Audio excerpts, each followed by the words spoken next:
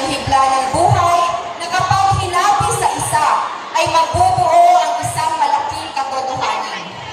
Magkakaiba man tayo, may iisang bagay na nag-uugnay sa atin, ang ating wika.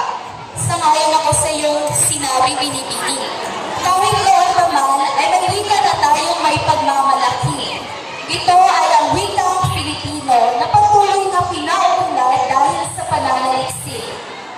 Sa lahat ng pagkakataon, kung walang wikang nasaliksik, ang landas na tatahakin ay puro baluktot o taliwas.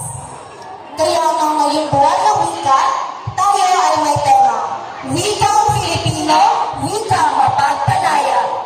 Ako po si Binibining Judicel L. Briones. Ako naman po si Binibining Samira Pangulima. Kami ang inyong tagapagdaloy ng palatuntunan para sa araw ng pinala, patimpalang at parangal sa pagdiriwang ng buwan ng wika sa taong kasalukuyan. Okay, tayo ay magpalakpak.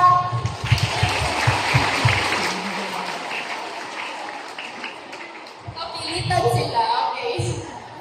At upang lalo tayong maliwanagan sa umagang palatuntunan, malugod ko iniyanyayahan ang ating daluguro, walang iba kundi si Ginang Jeline S. Lanosa para sa pambungad na pananalita.